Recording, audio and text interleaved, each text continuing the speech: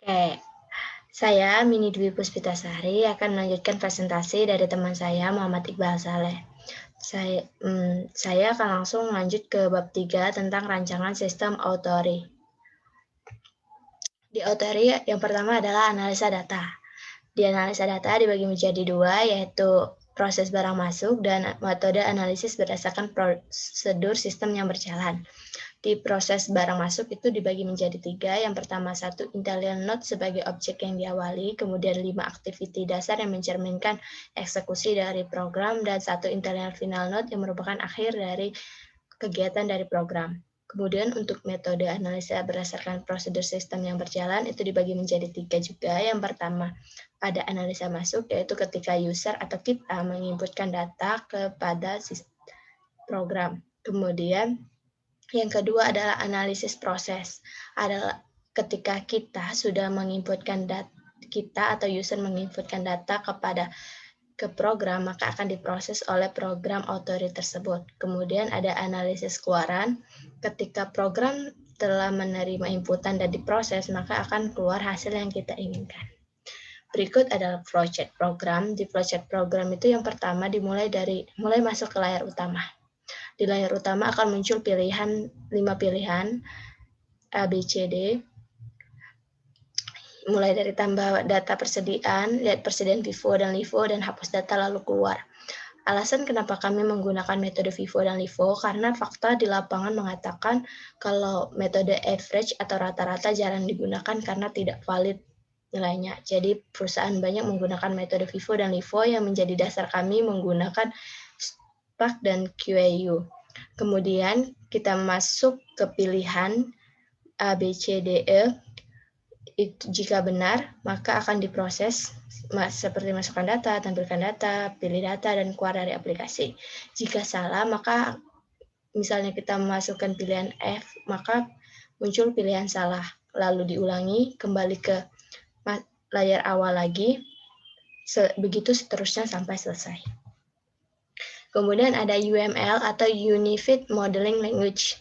Kami mengambil teori dari Widodo pada tahun 2011, yaitu menurut Widodo dibagi menjadi 9. Ada diagram kelas, paket, use case, interaksi dan sequence, komunikasi, start card, activity, komponen, dan development. Kemudian kami masuk juga ke konsep pemodelan UML dan langkah penggunaan. UML adalah bahasa yang telah menjadi standar industri untuk memvisualisasi, merancang, dan mendokumentasikan sistem perangkat lunak. Untuk kami yang membuat aplikasi ini wajib menggunakan UML karena sudah menjadi standar industri. Kemudian langkah-langkah penggunaan UML menurut Nugroho pada tahun 2010 ada 9, yaitu buatlah daftar bisnis proses, petakan use case, buat development diagram secara kasar, mendefinisikan requirement non-fungsional, mendefinisikan objek-objek level atas, membuat rancangan user interface model, kemudian berdasarkan model-model yang udah ada, diperhalus lagi development-nya dan mulai membangun sistem. Konsep dasar analisa SWOT. SWOT adalah satu metode yang menggambarkan kondisi dan mengevaluasi masalah, proyek, dan konsep bisnis berdasarkan faktor internal dan eksternal, dengan tujuan mengidentifikasi kekuatan, kelemahan, peluang, dan ancaman bisnis yang dilakukan oleh organisasi. Ini perlu karena kami akan meluncurkan piranti lunak. Jadi kami harus mengetahui kekuatannya, kekuatan atau kelebihan, kelemahan, terus peluang kesuksesan, dan ancaman dari luar. Tipe-tipe strategi SWOT itu dibagi menjadi 4. Yang pertama S, yang pertama adalah untuk menemukan kekuatan peluang. W itu untuk meminimalkan kelemahan dan memanfaatkan peluang. Kemudian S yang berikutnya adalah untuk mengatasi ancaman. Dan W adalah untuk meminimalkan kelemahan untuk menghindari ancaman. Kemudian kita masuk ke bab 4 adalah implementasi sistem. Di bab 3 saya menjelaskan tentang identifikasi dasarnya, maka di bab 4 adalah implementasinya. Di sini dimulai dengan pembahasan dan hasil. Dalam melakukan sebuah rancangan, tentunya kita memerlukan ide dan tahapan sebuah rancangan tersebut. Pada tahapan ini, kami membuat dan merancang suatu aplikasi Automatic Inventory Register pada perusahaan dagang atau yang kami singkat dengan Authority. yang memiliki tujuan dan manfaat. Yang kami harapkan ada 5, yaitu bisa mempersiapkan rancangan sistem yang rinci dan memakai dan mendokumentasikan rancangan sistem baru, kemudian mengidentifikasikan berbagai macam alternatif sistem, mengevaluasi berbagai alternatif, memilih konfigurasi yang terbaik, dan mempersiapkan pelaksanaan dan mempersiapkan usulan pelaksanaan. Kemudian menurut pengamatan kami, karena program ini masih sederhana tanpa GUI, tapi memenuhi bab 3, analisis proses di nomor 2, yaitu analisis berdasarkan proses berjalan. Di analisis masukan, program kami bisa menerima inputan dari user, dan di analisis proses, program kami bisa memproses inputan yang dimasukkan oleh user, inputan data yang dimasukkan oleh user, dan analisis keluaran juga bisa menghasilkan keluaran yang diinginkan dari user. Cara kerja dari aplikasi Automatic Inventory Register ini, di bagian pembelian barang itu bisa menerima dan mengecek barang, memesan barang yang sudah habis di gudang, dan membuat laporan pembelian. Kemudian di bagian pengeluaran pembelian bisa melakukan tagihan atas pembelian barang, membuat surat order pembelian. Di bagian penerimaan barang bisa menerima barang dari supplier, mengecek dan mencocokkan barang yang dikirimkan, juga membuat laporan penerimaan barang. Untuk bagian gudang, dia bisa mengecek data barang, menyerahkan barang, kemudian menyetok barang dan memasukkan data ke kartu persediaan gudang. Bagian keuangan, dia bisa melakukan pembayaran kepada supplier dan membuat laporan keuangan. Untuk pemimpin perusahaan sendiri, dia bisa menyetujui pembelian barang, kemudian menerima laporan keuangan. Berikut adalah aplikasi Autori sendiri, karena kami bilang tanpa GUI, jadi berupa shortcut. Ini adalah metode Vivo dengan menggunakan QAU. Kami menggunakan algoritma do while. Saya akan berikan simulasinya. Di QAU sendiri,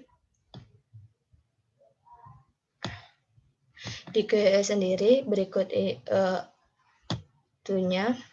run modulnya. Nah, di QA sendiri juga ketika kita masuk perintah metode Vivo, maka akan tampil pilihan juga. Di pilihan ini ada 4, yaitu petambah persediaan, hapus persediaan, cek empty, dan cek persediaan. Saya akan masuk ke pilihan pertama, yaitu kita menambah persediaan. Saya akan masukkan teh botol. Maka akan muncul message teh botol telah ditambahkan. Kemudian saya ingin menambahkan lagi, yaitu jadi saya pilih 1, saya ingin masukkan mie goreng. Lalu persediaan mie goreng tahu. Kemudian saya ingin mengecek persediaan, ada berapa jumlahnya. Jadi saya milih 4. Persediaannya ada 2. Karena saya hanya memasukkan 2. Kemudian saya ingin menghapus karena persediaan telah habis atau diretur kembali. Saya akan menghapusnya itu 2. Perlu diketahui, Vivo adalah kepanjangan dari first in, first out. Jadi, data yang dihapus adalah yang pertama kali masuk dan itu yang akan dieliminasi. Jadi, yang dihapus berikutnya adalah teh botol, karena teh botol adalah data yang pertama kali diinput. Kemudian saya ingin mengecek berapa lagi yang tersisa, yaitu 4. Yang tersisa adalah tinggal 1 lagi. Begini adalah untuk Vivo sendiri. Kemudian saya beralih ke LIFO, metode LIFO dengan menggunakan stack. Berikut simulasinya. Kemudian saya run. Di Vivo sendiri, di LIFO sendiri sama seperti Vivo, menampilkan tampilan-tampilan.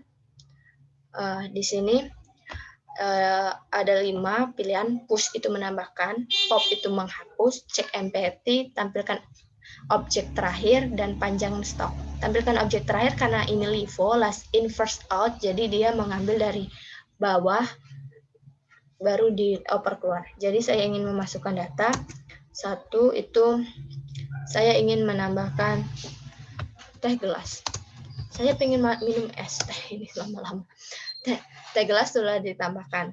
Kemudian saya ingin melihat objek terakhir. Karena T gelas yang terakhir, pastinya T gelas yang terakhir.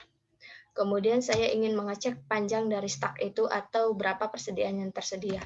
Maka saya pilih 5. Yang disedia adalah tinggal 1.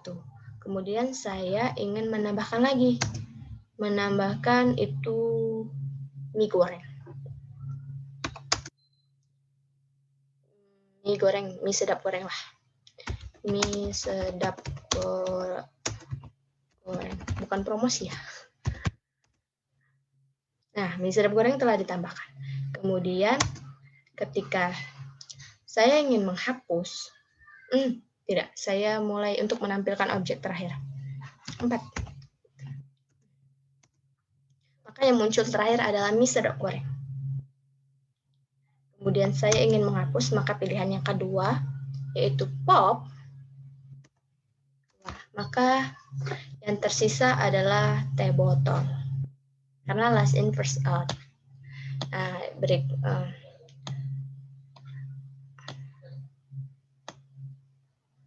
Karena udah selesai simulasinya, saya langsung masuk ke berikutnya. Slide berikutnya adalah bab 5. Penutup. Di penutup ini berisi kesimpulan dan saran. Kesimpulannya, program ini diharapkan bisa membantu berbagai pihak, terutama pelaku industri yang masih menggunakan metode mencatat menggunakan kertas, untuk beralih menggunakan aplikasi ini. Karena metode menggunakan kertas selain tidak ramah lingkungan, tidak efisien dan lambat, juga peralihan ini merupakan bentuk peduli kita terhadap lingkungan. Kemudian saran yang diberikan penulis, setelah sistem ini dapat diimplementasikan dengan baik, dapat tidak menutup kemungkinan untuk mengembangkan sistem yang baru agar bisa dimaksimalkan dan diimplementasikan dengan lebih baik penggunaannya. Dari kami sendiri, jika masih bisa mengembangkan, jika sudah memumpuni untuk mengembangkan ini, kami ingin menambahkan GUI dan menambahkan tambahan sistem, yaitu seperti diagram statik untuk melihat jumlah pembelian per bulan, jadi lebih mudah gitu kan. Itu sih yang ingin kami tambahkan supaya aplikasi ini makin canggih lagi gitu. Nah, sekian presentasi dari saya dan Muhammad Iqbal Saleh. Lebih dan kurangnya kami mohon maaf. Terima kasih atas perhatiannya. Kami akhiri dengan wassalamualaikum warahmatullahi wabarakatuh.